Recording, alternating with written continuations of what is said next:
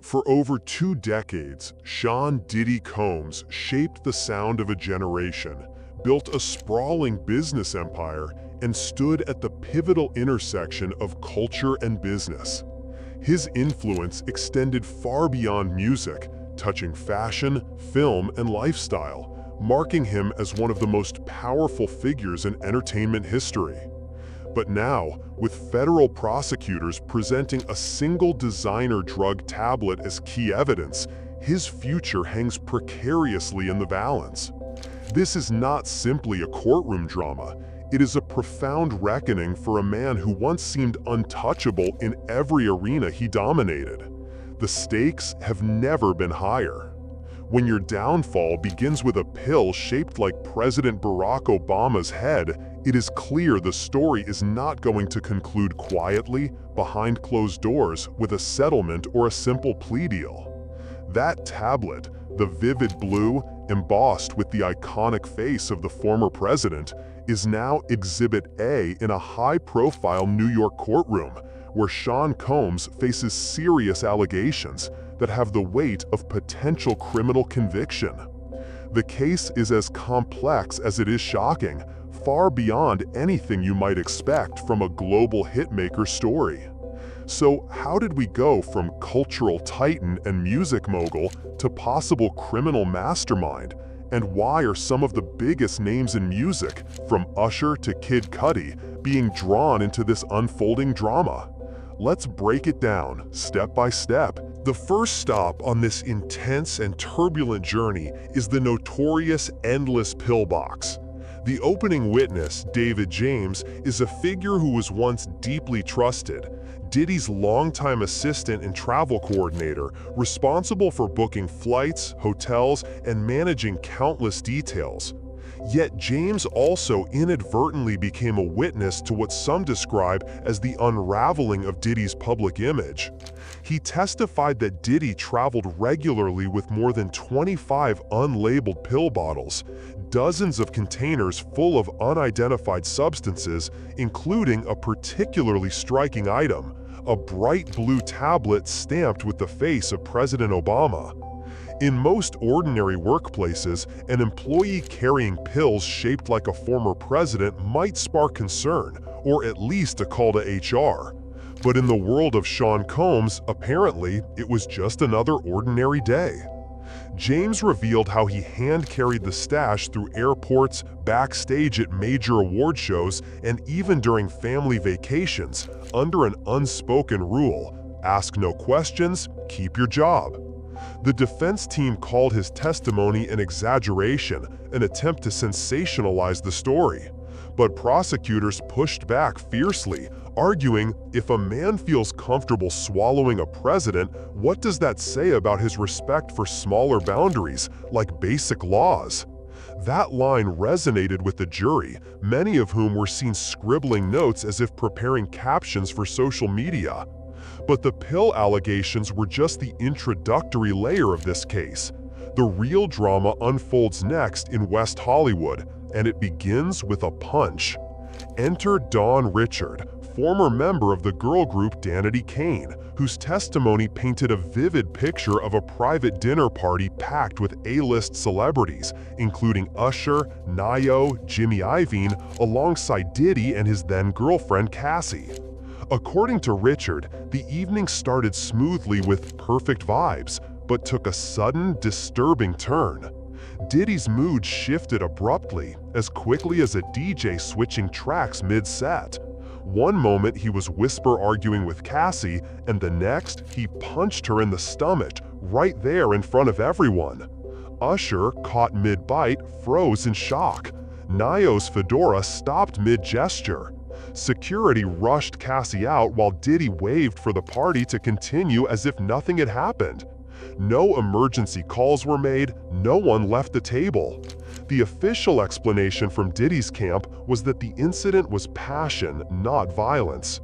Prosecutors argue this incident is critical, demonstrating that Diddy could act violently in front of megastars and still expect silence. The defense suggested witnesses' memories could fade, but Richard responded sharply: people misremember lyrics, not fists. The jury seemed to accept that argument without hesitation. Then came the testimony of Scott Mescudi, whose account escalated the drama to new levels, involving alleged intimidation and arson. The timeline centers on around 2011, during a casual romantic involvement between Kid Cudi and Cassie. According to testimony, Diddy allegedly discovered incriminating emails from Cudi on Cassie's phone during one of the infamous freak-offs, heated confrontations known within their circle. Shortly thereafter, a strange break-in occurred at Cudi's home. A window was smashed, drawers rifled through, but nothing appeared to have been stolen. Then, just a month later, at around 3 a.m., neighbors witnessed flames engulfing Cudi's six-figure sports car. The fire burned so fiercely that it melted the alloy wheels directly onto the asphalt driveway. Police investigation found no accelerant, no fingerprints, no suspect. Cudi insisted to the court, "I knew who was behind it," but the judge stopped him mid-testimony, instructing the jury to disregard the statement. Despite this, the jury heard it loud and clear. Defense argued it was random vandalism, but prosecutors countered, "Lightning rarely strikes in the same place where jealousy recently ignited." After the fire, Cudi sent a text to Diddy asking for a meeting to cool things down. Whether that meeting ever happened remains a mystery, likely sealed under a non-disclosure agreement buried somewhere in Beverly Hills. Next comes one of the moments that everyone keeps replaying in their minds: Frank Black, a burger run, and the arrival of Suge Knight. George Kaplan, a former travel fixer for Diddy, testified about the use of the alias Frank Black, a clear reference to Biggie Smalls' fictional Kingpin character Frank White. Diddy rarely booked hotel rooms under his own name. Kaplan explained how this nickname was an internal code, giving Diddy a cloak of anonymity, along with the ability to pay cash, leave no paper trail, and disappear before the paparazzi could arrive. Adding a layer of intrigue, Kaplan noted that Biggie's birthday, May 21, is treated as a paid holiday within Combs Enterprises. Prosecutors claim this is more than mere nostalgia, labeling it a protective myth that underpins Diddy's aura of untouchability. But Kaplan's most explosive testimony concerned a 3 a.m. visit to Mel's Diner, when 4 SUVs rolled up and Suge Knight, known for his violent reputation, stepped out. According to Kaplan, someone handed Knight a pistol as casually as if it were a cup of coffee. David James panicked and immediately drove away. Diddy then radioed James to circle back. When James returned, he found 3 handguns resting on Diddy's lap. Although no shots were fired, James said he quit his job 6 months later, explaining, "Loyalty shouldn't feel like Russian roulette." The defense dismissed this as nothing more than hip-hop folklore. Prosecutors argued that folklore rarely comes with resignation letters, leaving the jury to wonder, if even a trusted assistant left in fear, how dire were the real circumstances? The narrative took a darker turn with the testimony of Mila Morales, a highly regarded makeup artist to Rihanna, Jennifer Lopez, and Britney Spears, who described the morning after a Grammy weekend party at Prince's mansion. Cassie arrived for a makeup session with visible injuries, a swollen right cheek, a thin split on her lip, and a purple halo under one eye. The defense suggested Cassie might have fallen. Morales, however, gave the jury an impromptu lesson on bruise patterns.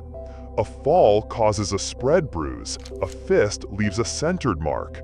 In other words, this was not the result of gravity, it was the result of a punch. Jurors glanced up from their notes, and even the bailiff appeared uneasy. Another piece fell into place in the puzzle of intimidation and control. Meanwhile, back in Los Angeles, the drama unfolded further through a series of jealous texts and a memorable insult involving the actor Bruce Willis. The year was 2015. Cassie was in South Africa, auditioning for a movie role and trying to reset her life away from the public eye. Diddy sent her a flood of texts demanding to know if she was spending time with Michael B. Jordan, the actor of the moment. Cassie mostly ignored the messages until she fired back a now iconic text: "As much as you think you're Bruce Willis, you're not." The court displayed the screenshot on a large screen for all to see. Some jurors smiled, but then realized the seriousness behind Cassie's words. She was pointing out that Bruce Willis enjoys peaceful vacations with his family, while Diddy, she implied, wants that same peace without having earned the trust to deserve it. Prosecutors seized on this as a vivid illustration of jealousy mixing with power and control. The defense described it as a lover's quarrel, typical of adult relationships. It was now up to the jury to decide which interpretation rang true. And finally, the entire case circles back to that small but symbolically huge blue pill. Prosecutors closed their arguments with a stark statement: if you're comfortable swallowing a president, why would any lesser rule scare you? Outside the courthouse, the effects of the trial were immediate and widespread. One major radio station quietly dropped its lineup of bad boy throwback tracks. Brand managers began re-examining endorsement deals with morals clauses in light of the trial. Young artists exchanged nervous messages, wondering, if Usher stayed silent in real time, what chance do we have? Even if Diddy is ultimately acquitted, the polished, glamorous image he built over decades has been deeply fractured. Fans and industry insiders alike will forever associate the empire with that tiny blue Obama pill perched on the edge of a cracking facade. Key questions remain unanswered. Will a surprise witness emerge in the coming weeks to turn the tide? Can the defense produce any concrete evidence, such as police reports or medical files, that could break the chain of allegations? How many more stories are hidden behind non-disclosure agreements, waiting to be unearthed by a subpoena? The jury may not have begun deliberations, but cultural judgment is already underway. TikTok timelines, Twitter think pieces, and Spotify playlists have become a kind of side jury that never sleeps. Whether a judge calls it criminal or not, the equation is clear.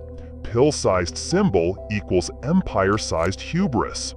If the jury connects those dots, Diddy's era of "I thought I could do anything" may end alongside that pill, sealed in evidence and forever on display.